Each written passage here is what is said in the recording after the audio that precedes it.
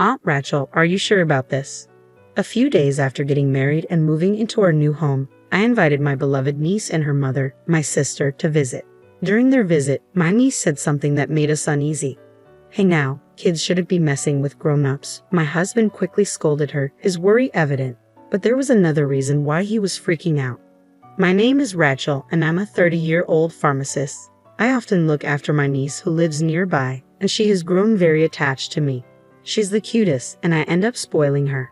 Every time my sister picks her up, she complains, 'I know I'm the one who asked you to look after her, but you spoil her too much.' Of course, whenever she drops her off, she warns, 'Remember, you can't spoil a child when raising them.'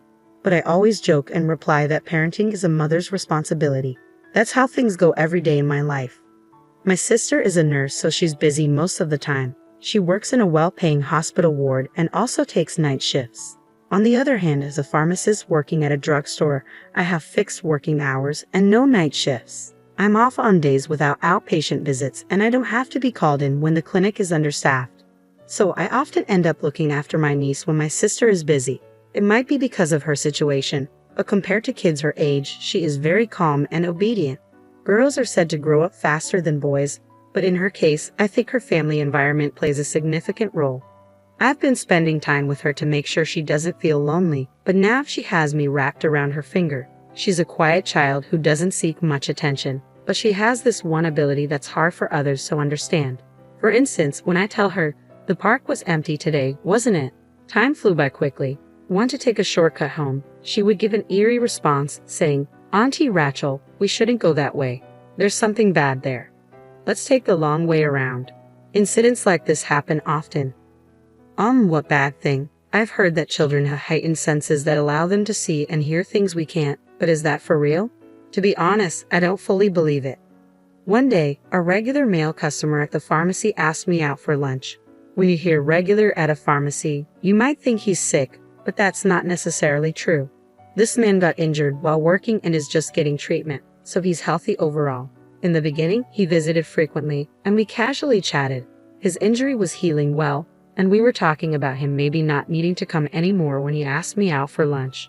After a few lunch dates, he invited me out for dinner, and we had drinks at a rather fancy bar. I started to let my guard down with him and even shared some personal things about myself. It started to dawn on me that crossing that line into a relationship was just a matter of time. Then he proposed to me very passionately. "I want to get married to you right now. I can't imagine my life without you, Rachel." Hearing him say that made me incredibly happy. I was overwhelmed by the realization that he needed me in his life, and I found no reason to reject him. So I accepted his proposal, feeling as if I were being drawn into it. To my surprise, he picked me up in front of everyone, laughing like a child. I found that side of him charming. "Let's have a ceremony just for the two of us right now," he suggested enthusiastically. He mentioned knowing someone in the bridal industry who could host and prioritize our wedding ceremony. While I was delighted, I still wanted to be blessed by our loved ones at our ceremony, so I turned down his suggestion. His disappointed face honestly made my heart ache, but I wanted our union to be blessed by others more than anything else, so I chose to stick with my decision. Even though he looked disappointed, he respected my feelings and withdrew his suggestion quite easily. That was another thing I liked about him. The very next day, which was the happiest day of my life, I shared the news of our engagement with my older sister before she went to work. Seeing her joy, as if it were her own, made me relieved that I didn't have to rush the ceremony. As I was happily recalling yesterday's events, he texted me saying he wanted to see me. When we first started dating, I remembered him mentioning that he had a younger sister. However, I was surprised to hear for the first time that his sister was hospitalized at the moment. When I asked why he hadn't told me earlier, he explained that he didn't want me to accept his marriage proposal out of sympathy for him. He also pointed out the possibility of the opposite happening. I assured him that I wouldn't make decisions based on his sister's illness, and his soft response of "I know" made me fall head over heels for him, but I still pulled myself together to stay grounded. He showed me a picture of his sister and told me, "When I told her about you, Rachel, she said she can't wait for the day when she can call you Big Sis." I felt a deep desire to make his sister's wish come true as soon as possible. Holding my hand, he said, "Let's become a family soon." I was moved once again. Even though we weren't married yet, I wasn't against the idea of being called Big Sis by his younger sister. I wanted to visit her in the hospital before we got married. But when I mentioned this to him, he said, after I visited her the other day, her condition worsened and the doctors limited her visitation. Is it okay for you to be seeing me right now, in a time like this? I asked. He responded by pulling out a charm from his jacket pocket. All I can do is pray for my sister. I stopped by the church before I came here to see you, Rachel. There's nothing I can do besides praying for her. Damn it, he expressed, frustration evident in his voice. Seeing him like this, I deeply wanted to support him. The next day, he suddenly stopped contacting me. I guess his sister's condition had worsened. I hoped he wasn't pushing himself too much. After about 3 days, his usual cheery self showed up at the pharmacy. Although he could have just texted me, he said he wanted to see me in person, which made me happy. We made plans to meet after we both got done with work. When I arrived at our rendezvous right on time, he was already there waiting. As I suspected, he explained that he had been by his sister's bedside due to her deteriorating condition. He told me she was still not allowed to have other visitors, but her condition was now stable, and I breathed a sigh of relief. Then he handed me a letter, saying it was from his sister. I was surprised. I didn't expect to receive a letter from her since I heard she was in critical condition. Reading my expression, he explained, seems like she's been writing a lot, and I didn't even know. He then shyly admitted, actually, I fell for you at first sight, so I had a crush on you for a long time. It turns out he had been talking about me even before we started dating. The letter contained words of hope for our relationship, dreams of her brother's love being fulfilled. I hope the day comes when I get to call you Big Sis soon, she wrote. I wonder if I could even be a flower girl, she wrote, dreaming of me marrying her brother and us becoming a family. Fighting an illness is hard. It's probably a struggle to even use her limited energy to wish for others' happiness, yet her letter was filled with thoughts of her brother getting married to me. Her words brought tears to my eyes. Let's get married soon, I told him with excitement. It seemed unlikely that his sister would be able to attend our wedding, but I wanted her to witness her beloved brother's big day. After some insistence, I got him to reveal the name of the hospital she was staying at, and I found a wedding chapel nearby. The chapel was visible from the patient's room or the rooftop, making it feel like she could be there with us. I begged to have our ceremony there. He was touched to know that I genuinely cared about his sister, and he was fully on board with the idea. We soon fixed a date. Ideally, we wanted to choose one of those auspicious days, but we couldn't afford to be picky. The date we chose was less expensive and the only one available, so we went with it without hesitation. While preparations were hastily underway, he made a suggestion. He asked if we could wait a bit longer to turn in our marriage certificate. His sister's condition had worsened, and she needed surgery as soon as possible.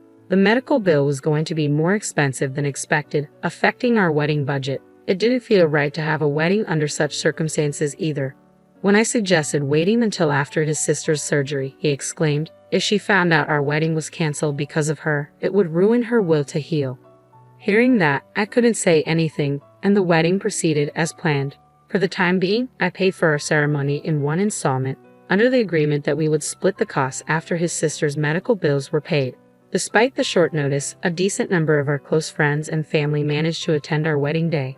My own sister, who's a nurse, even managed to get time off with the help of her colleagues, saying, "This is an important day for my little sister." "I can't miss it," my cute little niece declared. Dressed up and joining the celebration, she quickly got shy around the grown men and ended up hiding behind me. Her actions were so adorable that I couldn't help but chuckle. After the wedding, I moved into our new home. He had suggested I move in with him since his place was too big for him alone. Given that his sister's surgery was going to cost more than we anticipated, we decided not to purchase a newly built home. I could support him for a while, but we couldn't predict when he'd be able to pay back the rest of our expenses. So, I moved into this place. My sister understood my decision but still felt it would be better if we had our own new place. To ease her concerns, I invited my sister and niece over. My boyfriend, now my husband, agreed to the idea. Upon visiting, my sister immediately began inspecting our house, showing her concern. "Hey, it's a bit rude to check every corner of our house, sis. So, I see the 32-year-old CEO of an import company makes good money, huh? Are you satisfied now?" "Yes, I suppose so," she replied, and my husband and I let out a sigh of relief. The only downside was that moving here made it more difficult to frequently babysit or take care of my niece. It was too far for a 5-year-old to travel alone, and with my duties of nursing my husband's sister, I was too occupied. That's when my niece, out of the blue, said something eerie. "Rachel, I think you should leave this house." "Huh? Why?" "Because another woman is already living here." "Hey, even if you're a kid, there are things you should and shouldn't say." My husband angrily turned towards my sister, questioning her parenting. "Can you perhaps see her?" When my niece nodded yes, my husband's anger seemed to dissipate into fright. "My niece is quite sensitive. Perhaps you're not good with this kind of thing." No, that's not the issue. Kids shouldn't be messing with grown-ups." "I'm not messing with you. It's someone you know really well." A woman with her black hair always tied back, thin eyes, slightly overweight, with a mole near her eye. My husband's face turned pale. He was clearly scared, but it seemed like there was something more to it. What confirmed my skepticism was my niece's next question. "What's your real name, Uncle? You use so many, have you forgotten it?" Even trembling, my husband raised his voice. "You little brat, don't spout nonsense." "Hey, don't yell at her just because you're scared." "Shut up."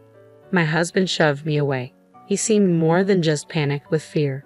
Even if what my niece said was strange, it always turned out to be true. My usually gentle husband wouldn't change this drastically without reason. I couldn't shake the feeling that he wasn't just reacting out of fear. I whispered to my sister and asked her to check inside my husband's bag in the meantime. I decided to give up for the time being and get my husband's attention. "I'm sorry, my niece was out of line." "Ha, it's okay as long as you get it." Dang, my precious day off got ruined because of all this. He glared at my niece, but she wasn't bothered. She simply looked away with a stoic expression. "Oh yeah, you have a long business trip starting tomorrow, right?" I used soothing words to placate my husband. He gradually calmed down, and the topic of conversation shifted to what he should bring back for souvenirs. However, we didn't get to discuss the details. The reason was the name on the driver's license my sister found in his bag. It was a name I didn't recognize. Furthermore, she found multiple phones in his bag. "Rachel, your guy's probably sketchy. Aren't these burner phones?" "Burner phones? The kind used in scams and such?" "Exactly, registered under someone else's or even false names. It's illegal." "And what if it is?" "Thanks to that, Rachel's been eating well and enjoying fancy dates, hasn't she?" he said, as if I was his partner in crime. "Cut the crap. My sister is nothing like a piece of trash like you." My sister snapped back. My niece, still stoic, said, "There's a woman clinging to him like she'll never let him go." "Watch your mouth, kid. Even if you try to scare me, I won't fall for it again," he retorted. He seemed less fearful and more brazen now that his true identity was starting to be exposed. The fact that he wasn't trying to escape showed his confidence in not getting arrested. He seemed almost inwardly laughing, so assured he was, until the moment his world came crashing down. That moment came when several policemen burst in, shouting "Police," and surrounded him. My sister had already found the driver's license and called the police before telling me. All our conversations had been overheard by them. There had already been several complaints filed by different women, and the man's description matched those provided. The police were eager to catch him in the act if possible, and the situation was ideal. My sister didn't want to let him escape and wanted to protect me. It was a miraculous arrest with our interests aligning in an instant. Since we hadn't formalized our marriage, the man had no legal claim over me. The man I had thought of as my husband was now just a criminal being taken away, and I could only watch in stunned silence. Later, during the police interrogation, he seemed to resign himself, or perhaps calculated that confessing would lighten his punishment. Without causing any further trouble for the police, he spoke surprisingly honestly. He admitted he intended to commit marriage fraud against me and drain me financially, likely for the medical bills of his non-existent sister. He also confessed to killing a woman he had previously dated during an argument about his true identity, which she had threatened to report to the police. Although he was frightened when my niece spoke up, he didn't seem to fully believe her, which might explain why he confessed. The police informed me of everything. The night he was taken away, he woke up in his cell choking with long hairs entwined around his neck. He confessed his wrongdoings, fearing he'd be cursed otherwise. When I asked him if it was true about the hair, he laughed and said, "Of course not." He insisted he had finger marks around his neck, but apparently he was the only one who could see them. It seems that some people, when they've committed a crime, are overwhelmed by guilt and resort to escapism. Yet, remembering the image of the woman my niece had described sent chills down my spine. As the investigation proceeded, according to the man's statement, a woman's skeleton was discovered in the woods. It made the news, and when the woman's photo was released, it matched my niece's description perfectly. My sister and I were filled with renewed fear. The man's fraudulent activities were also reported in the news, and more victims started to speak up. It seems like his list of crimes is only going to grow. The man was sentenced to severe punishment behind bars. Inside, he had to be terrified of the woman's spirit every day. I was simply astounded at my lack of judgment in having once decided to marry such a man. The trial for the incident in which I was victimized has ended, and I am finally free from everything. However, I've had enough of marriage. I moved back near my sister's house, so I'm still looking after my niece. Today, while I was dropping her off at my sister's house, I opened up to my sister about my hesitations toward marriage and love. She said, "You're just saying that now. You never know where or when you'll meet someone. You could fall in love after you leave here today." She didn't take it seriously. Time passed, and summer came. Every year, I take my niece to the local summer festival. This year, as I was walking hand in hand with her dressed in her new sundress, a man walking in front of us dropped his wallet. I picked it up and tried to call out to him, but my voice didn't reach him due to the loud surrounding noise. I picked up my niece and jogged to catch up to him, returning his lost item. He thanked me and asked to treat us to something. This sparked a connection between us. In the end, the three of us had a blast at the fair that day. "You're lucky, Rachel. You've been tied to this man before you were even born." "What? Hey, what are you saying?" I blushed deep red at her words, which seemed to make him blush as well. "You never know where love will find you." My sister's words flashed in my mind as fireworks lit up the night sky. I had a feeling that a new romance was on the horizon.